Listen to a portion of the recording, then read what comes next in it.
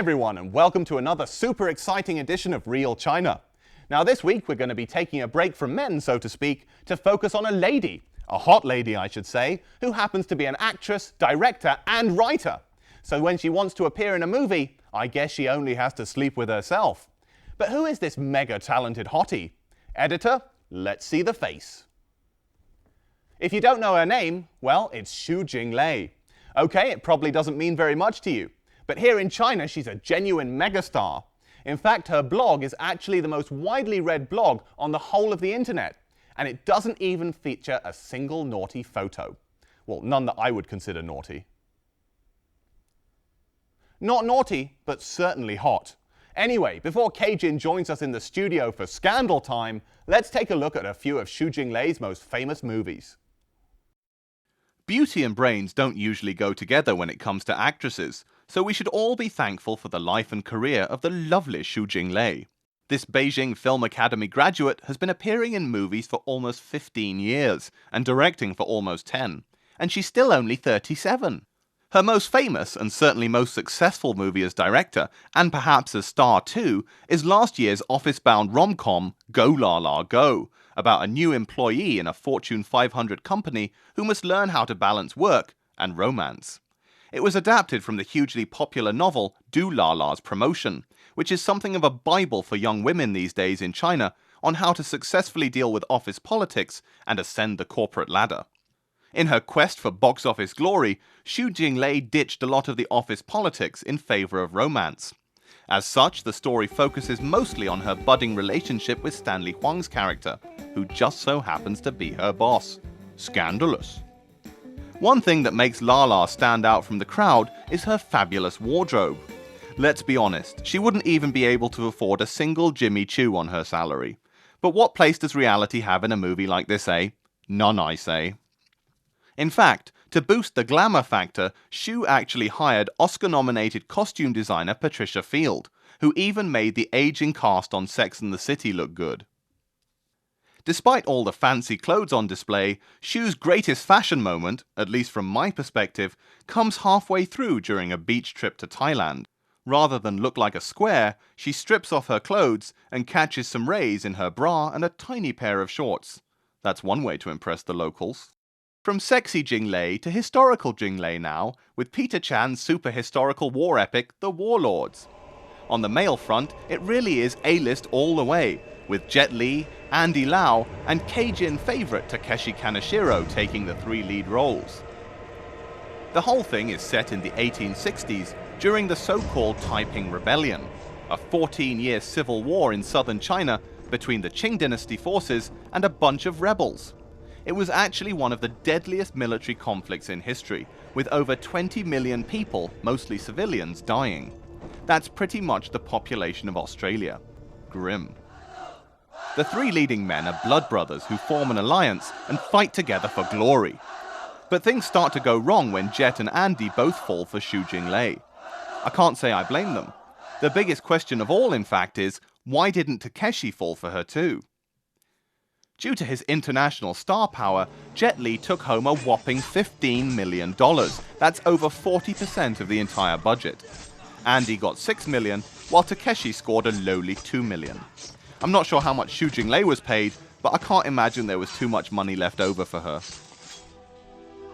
The Warlords turned out to be a critical smash, earning a massive 11 nominations at the 27th Hong Kong Film Awards. Jet and Andy were even competing against each other for Best Actor. At the end of the day, Jet got his hands on the big prize, as well as the bigger salary. Poor old Andy, eh? Finally, on our Xu Jinglei mini-movie marathon, comes a Hong Kong crime drama, Confession of Pain. Directed by Andrew Lau and Alan Mack, the team behind Infernal Affairs, it's a depressing look at flawed people in a world without justice. The film is literally called Wounded City in Chinese, and that just about sums up the mood of the piece. Xu Jinglei once again shares the screen with Takeshi Kaneshiro, along with Tony Leung Chao-wei and the ever-beautiful Shu Qi. In between all the sour faces, backstabbing, murder and suicide, you'll be hard-pressed to find a single jolly moment. But at least the acting's good. Back in 2006, Warner Brothers announced a Hollywood remake of Confession of Pain, but nothing ever came of it. I guess after The Departed, it just had too much to live up to. That just about rounds out our look into the movies of Xu Jinglei. She's one of the few women in film who acts, writes, and directs, and she's pretty much the only one that gets a ring-a-ding-ding.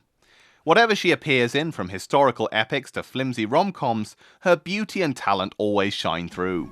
Let's just hope if she directs and stars in a second La La film, that she ends up on a nude beach this time.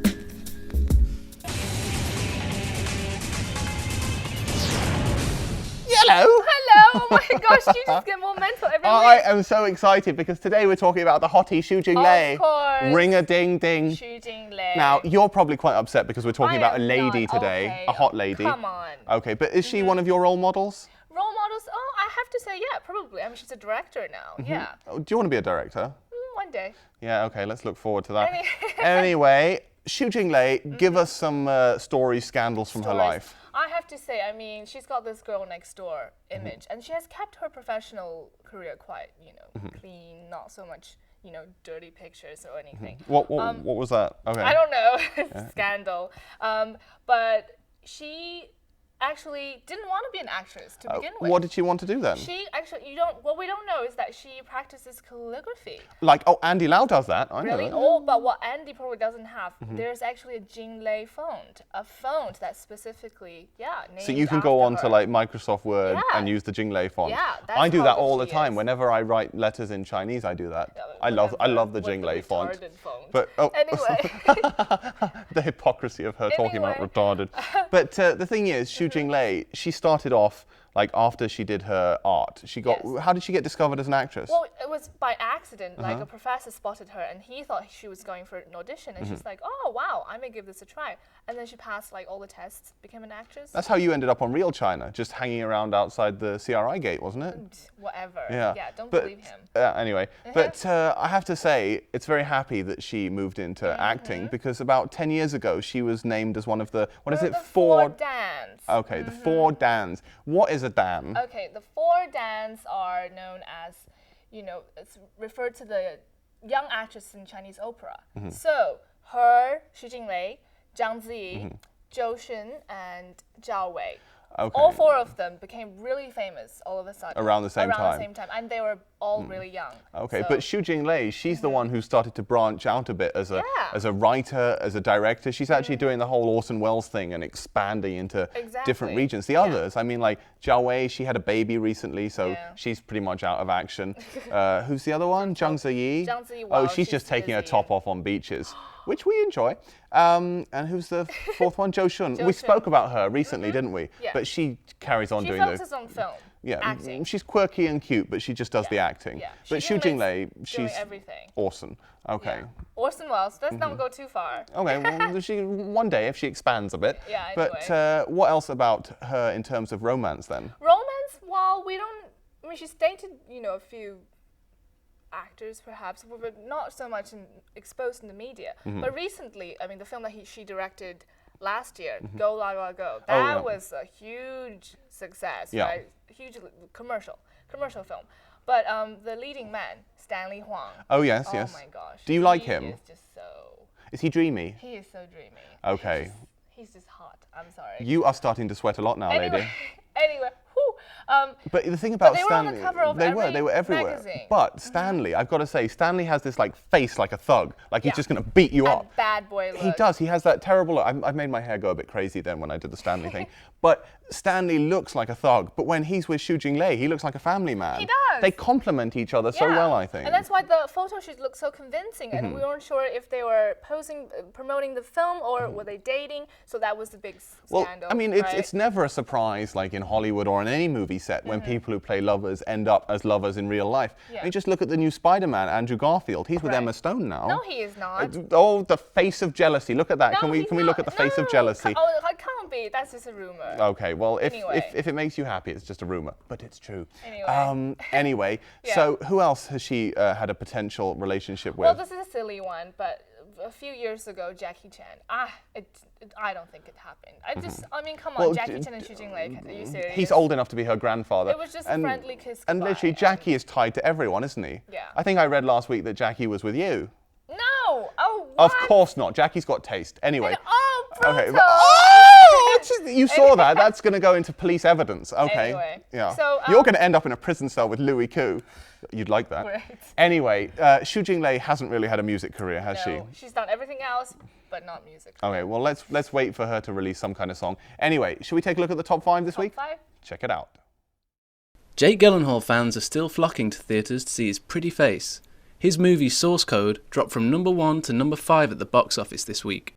Find the bomb and you'll find the bomber. What would you do if you knew you had less than 8 minutes to live? I'd make those seconds count. Welcome back, Captain. I was unable to find the bomber. We've been informed there'll be another attack in 6 hours. If you find the bomber, the next attack can be prevented. As always, you will have 8 minutes. It's the same train, but it's different. You're kind of freaking me out. I want to go back in. I'm going to save her. You can't. Doesn't work that way. Christina is dead. Try and stop me. Sean! Get back! Source Code.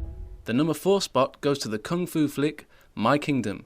The choreography in this film merges traditional martial arts with the theatrical moves of Peking opera. We'll see if this new Asian fusion continues to whet the Chinese palate.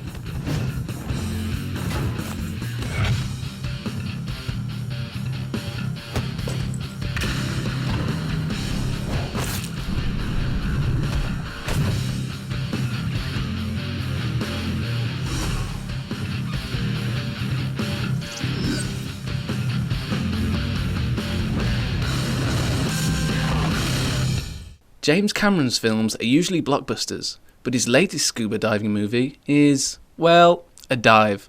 Sanctum comes in at number 3. Where else can you shine a light where no human's been? There's nowhere else left on the planet to explore. It is the last unexplored territory in the world. We're running out of time. You killed all of us!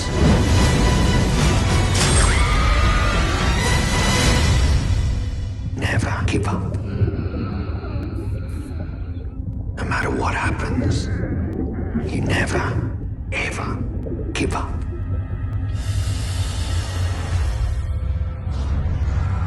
Sanctum. At number 2 is Love in Space.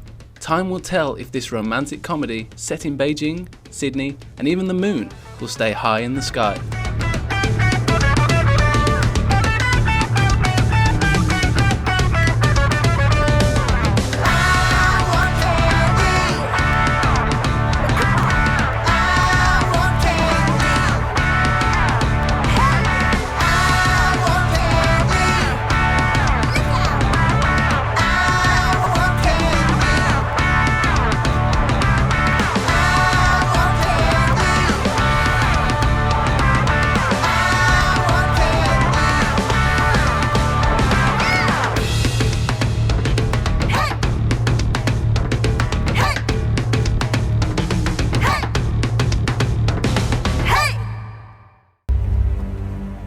And Marvel comic geeks help Captain America the First Avenger climb to the top.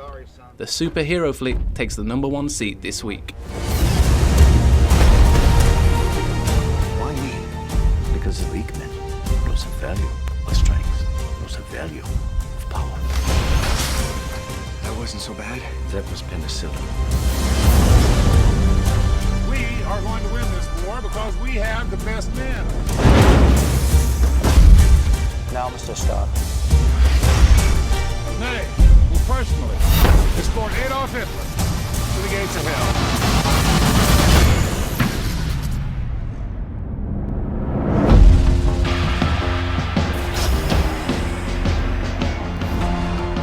Your task won't be simple. Who the hell are you? The first of many. Your enemy.